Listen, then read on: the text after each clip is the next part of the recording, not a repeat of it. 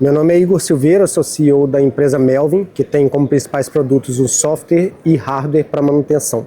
Junto com o Eymar, nós criamos a Melvin, somos cofundadores da Melvin e da Manutenção em Ação, que eu vou falar um pouco de ambas aqui. A gente trabalha não só com software e hardware, mas também na parte de educação. Trabalhamos juntos antes de começar a empreender aqui na Melvin. Na parte de manutenção, temos mais de 20 anos aí de experiência na área de gestão de manutenção de equipamentos industriais e hoje a Melvin tem mais de 170 clientes, onde tem indústria tem equipamento e onde tem equipamento tem necessidade de manutenção. Então a gente tem clientes de diversos segmentos diferentes, bastante horizontal aí os ramos de atividade que a gente atende. Hoje nós estamos em todos os estados brasileiros, temos mais de 700 bases, plantas fabris, onde o Melvin está localizado, não só no Brasil, mas também em Paraguai, Argentina e Angola. E a nossa metodologia, a gente costuma brincar que é o RBM, né? O Rice and Bean Maintenance, ou seja, o arroz com feijão, né? Então a gente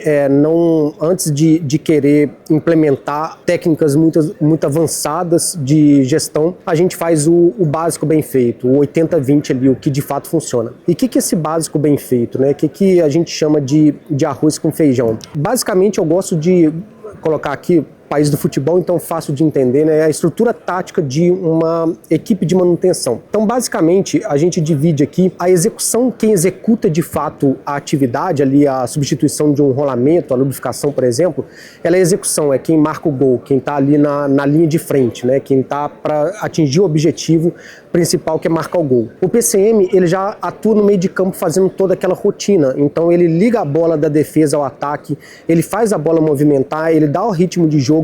Então a rotina de manutenção, aquela que a rotina cíclica, né, aquela que nunca acaba, é o PCM que dita esse ritmo. A parte de engenharia, então, cuida de toda a retaguarda, né, todo o goleiro, os laterais, que apoia tanto o PCM quanto a execução, então é toda a engenharia ali, e cuida também da retaguarda como gestão de riscos, enfim, toda a parte ali para suportar a estrutura de um setor de manutenção. Tem a parte de gerenciamento, que não coloca a mão na massa efetivamente, mas é representado pelo técnico ali que está do lado de fora do campo, mas que olha numa visão macro, aí são os gerentes, supervisores, a liderança que não está na parte operacional, mas está olhando a parte tática e estratégica. E por fim, ali no cantinho, eu ainda coloquei o TPM como a torcida, como a interface entre todos os setores da planta fabril, a manutenção com interface com processo, com segurança, com meio ambiente, produção e assim por diante. E onde a gente atua principalmente? Todos os nossos produtos, eles estão principalmente no PCM, ali no meio de campo, que basicamente, se a gente for colocar numa visão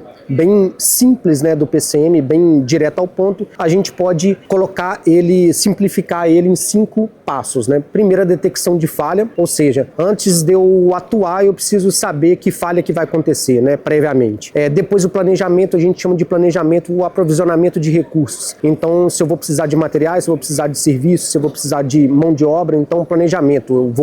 Se eu não tenho esse material, eu tenho que comprar. Se eu tenho uma almoxarifada, eu tenho que requisitar. Se eu preciso de um serviço externo, eu preciso contratar e assim por diante. Depois vem a programação, é o programar a manutenção num cronograma com interface com a produção, ou seja, eu tenho que combinar com o setor de produção, operação, quando que essa manutenção vai ocorrer, quanto tempo que ela vai durar e assim por diante. O quarto passo, é a execução propriamente dita, então tudo aquilo que a gente detectou a falha, a gente provê os recursos, a gente programa com a produção e aí a gente de fato executa essa manutenção. E por fim, o controle é tudo que a gente registrou da execução daquela atividade. Então todo o histórico gerado, que inclusive pode virar gráficos, indicadores, tabelas, enfim, estatística de todos os dados que são gerados a partir dessas manutenções. Dito isso, todos os nossos produtos eles foram construídos para suprir melhor esses 5 passos, utilizando as tecnologias hoje disponíveis, né, da indústria 4.0, para tornar cada vez mais eficiente cada uma desses passos aí, desde a detecção de falha até a etapa de controle. Então, começando pela detecção de falha,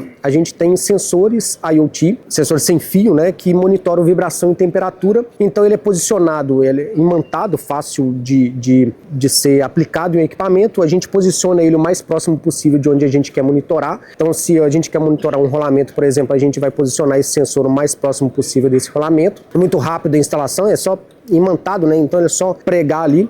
O grande diferencial desse sensor é a duração da bateria, então a gente vê sensores IoT com duração de 2 anos, 3 anos, talvez até muito se apertar ali em condições perfeitas 5 anos de bateria. A gente desenvolveu um protocolo de transferência de dados, onde a gente compacta os dados antes de enviar esses dados para a internet e descompacta na outra ponta, e isso que é o que mais consome bateria, e por isso a gente consegue fazer uma coleta por minuto com uma duração de 10 anos de bateria. Então o grande calcanhar de Aquiles que eu via nos sensores, a gente conseguiu fazer com que isso não seja um problema. Daqui a 10 anos eu não estou falando da troca da bateria ou da troca do sensor, e sim da troca de tecnologia, né? E a gente consegue configurar os alarmes, consegue fazer uma parte bem autônoma de chegar os insights, chegar esses alarmes por e-mail ou por notificação através do nosso aplicativo. Um case, por exemplo, a Grande Oeste, uma empresa do agro, tem uma correia transportadora que é um gargalo lá deles, e toda a produção passa por essa correia. Ali no gráfico superior à esquerda é um gráfico de velocidade de vibração, o eixo X em relação ao tempo, e você vê que a vibração global ela foi aumentando. Só que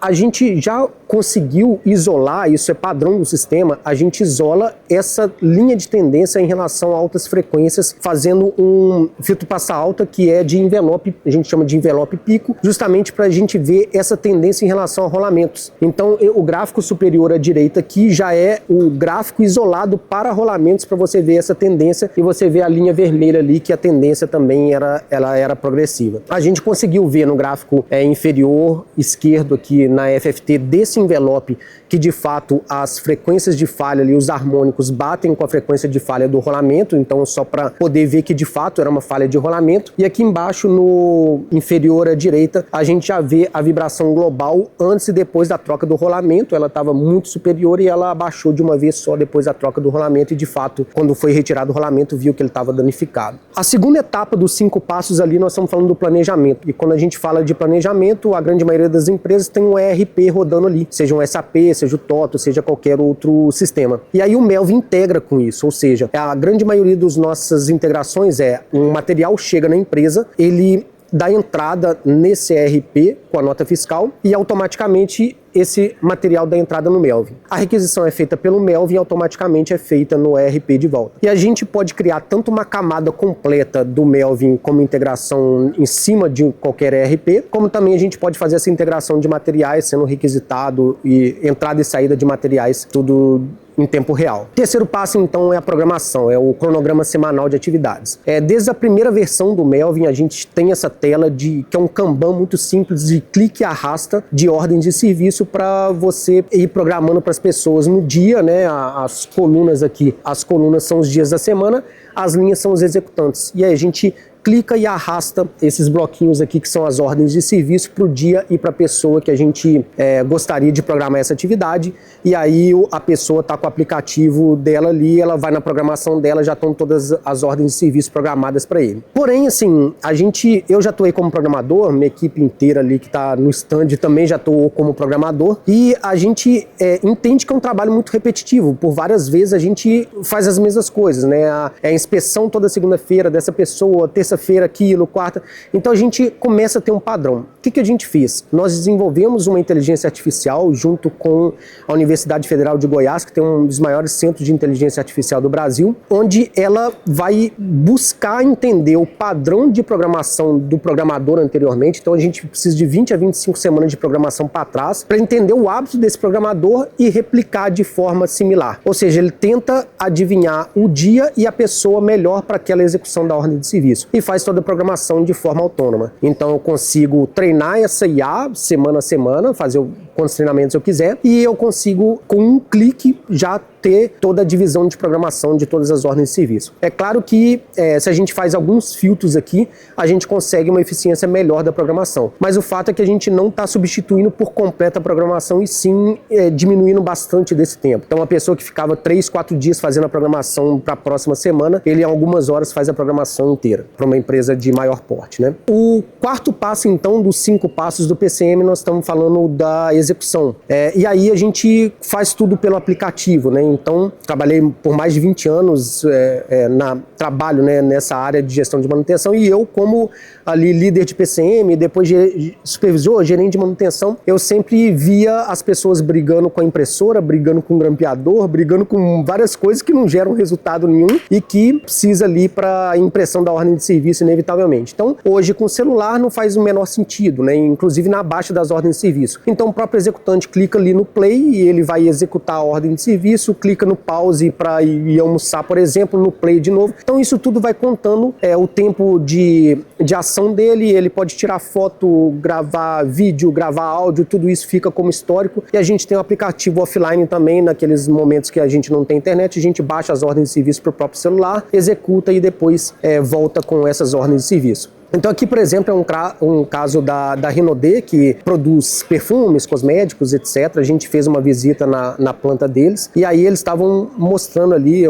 um vídeo mostrando, por um acaso passou um executante, né? E aí, o que você está fazendo? Ele na hora, tô aqui com a ordem de serviço, tô executando essa ordem de serviço, está contando o tempo, inclusive, de deslocamento dele, ele mostrando como que ajudou no dia a dia, não precisa papel para cá, papel para lá, pegar um papel aqui e voltar para o PCM. Então, isso tira um tempo do planejador de ficar dando baixa em ordem de serviço, porque a ordem de serviço já é dado baixa na hora ali da execução pelo próprio executor. A gente, então, finaliza todo o ciclo aqui com a parte de controle, que é a geração de todas essas estatísticas, de todo o histórico gerado a partir do que é apontado pelo executante. Então, como a coisa acontece ali tudo via internet, né? Tá o aplicativo aqui, então eu estou dando baixa na ordem de serviço, então tudo é atualizado em tempo real. Então a gente tem diversos indicadores, a gente tem um painel de indicadores com os principais indicadores de manutenção que a gente julga, como disponibilidade, MTBF, MTTR, cumprimento da programação, cumprimento do plano preventivo e algumas estatísticas relacionadas à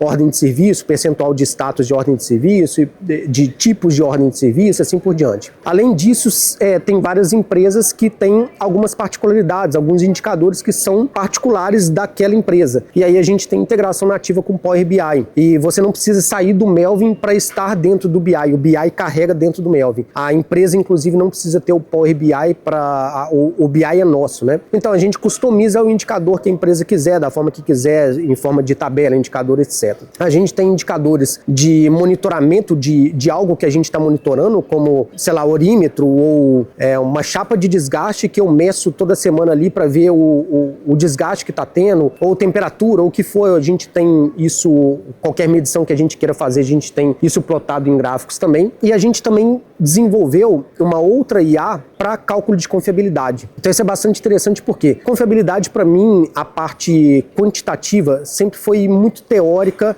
na minha cabeça por pensar o seguinte, né? A gente está, por exemplo, calculando uma disponibilidade, é como se fosse uma integral do dia 1º ao dia 30 daquele mês, né? Então eu estou vendo um período. A confiabilidade, ela se assemelha mais a uma derivada, né? Não faz muito sentido eu falar a confiabilidade do meu equipamento o mês passado foi tanto. Não, eu quero saber quanto que eu confio no meu equipamento agora, né? Qual que é o percentual de confiança que eu tenho que ele não vai falhar nesse momento. E aí a gente desenvolveu uma IA para cálculo de confiabilidade baseado na interação de ordens de serviço. Ou seja, se eu abro mais uma ordem de serviço que eu tenho uma anomalia no meu equipamento, o percentual que eu tenho de falhar, ela começa a ser maior. Eu tenho uma confiabilidade menor porque eu tenho uma anomalia a mais. Eu executei uma atividade e sanei uma anomalia que tem no equipamento, minha confiabilidade tende a ser maior. E isso vai, né, no nosso caso ali, a gente vai calculando de hora em hora e ela vai fazendo uma curva, né, de hora em hora ali, claro, naturalmente abaixando a confiabilidade de hora em hora, mas se eu executo alguma atividade, a confiabilidade sobe, enfim, e fica nesse sobe e desce ali, não dá para ver direito o gráfico, mas seria esse terceiro aqui que tem, inclusive, os limiares verde, amarelo e vermelho para me falar se ele tá bem, se ele tá mais ou menos ou se ele tá muito próximo à falha. Isso, no final das contas, é para que o gestor de manutenção olhe para um painel, olhe para os principais equipamentos críticos, sei lá, eu estou gerenciando 5.000 equipamentos, tá bom, mas os meus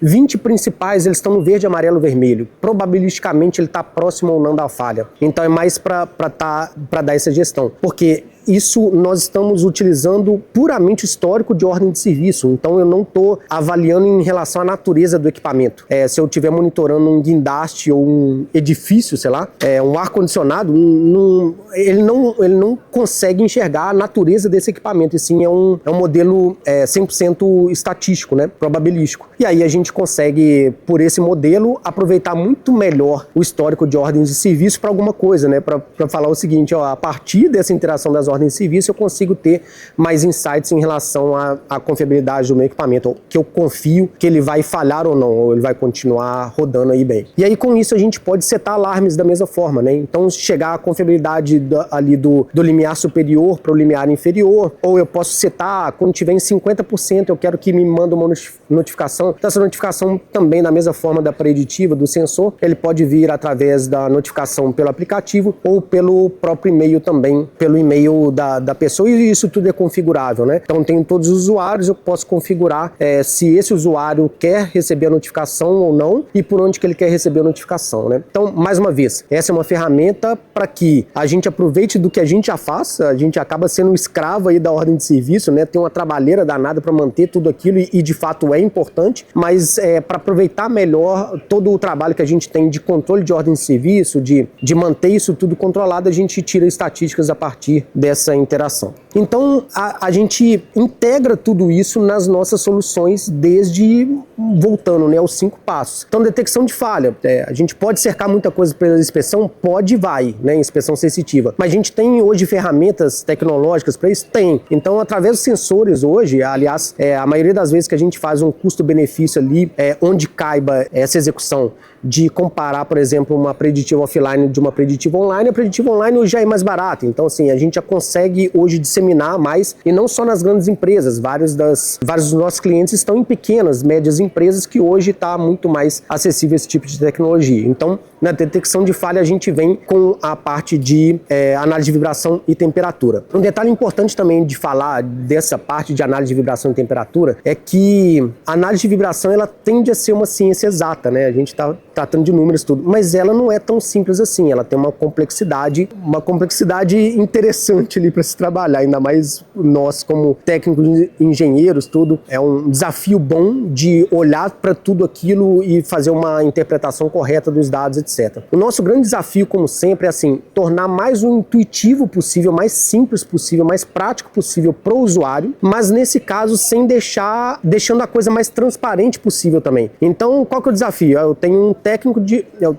técnico que não entende de preditiva, mas que quer saber a falha, mas que quer entender por que chegou nessa falha. Então eu tenho 3 situações aí. Eu tenho que detectar a falha antes dela acontecer, com muita precisão, com a melhor forma possível. Eu tenho que ser o mais transparente possível de falar assim, aconteceu isso, tá vendo? E por isso está acontecendo essa falha. Para que também a pessoa que vai defender a troca de um rolamento, por exemplo, ele tenha um mínimo de informação possível para chegar lá e falar que de fato precisa a troca, a substituição de um rolamento. A parte de integração, então, eu falei de ERP, que é o mais comum da gente integrar, mas a gente integra com máquinas, por exemplo, que o plano de manutenção não é por tempo calendário, e sim por exemplo, número de prensas, né? É uma prensa, número de vezes que prensa o material ali, ele é um plano de manutenção. Então a gente integra com o equipamento para trazer essas informações, ou informação de orímetro, por exemplo. E aí, enfim, as APIs hoje está muito mais simples do que antigamente, então todas as nossas APIs estão preparadas para só chegar, plugar e integrar os sistemas. A parte de programação, então, mais uma vez, a gente cada vez mais tende a fazer a coisa eficiente para tomar o mínimo de tempo possível dos executantes ali,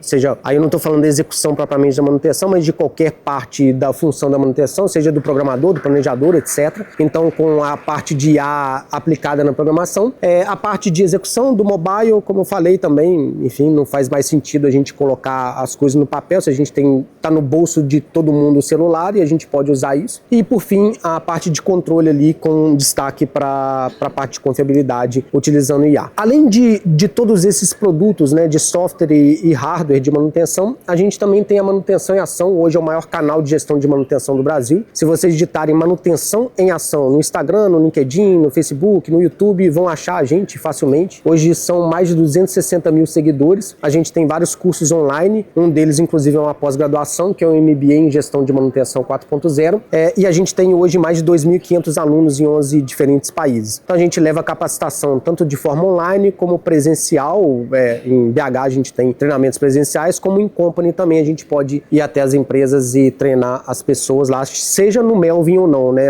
Aqui não está necessariamente ligado ao nosso software. E aí a gente está com o stand, está bem de frente ali para a porta que vai para a praça de alimentação ali. Enfim, vamos ter o prazer de receber vocês ali. A gente montou também um estúdio de podcast, né? Então a gente tem um podcast chamado Eu na Indústria Podcast, que passa no canal Manutenção em Ação no YouTube. A gente tem entrevistado várias pessoas ali. Estamos à disposição para poder mostrar os nossos produtos na prática. Enfim, tá bem saindo pela esquerda ali, tá bem de frente do outro lado do salão. Obrigado. Se tiverem perguntas, estou à disposição.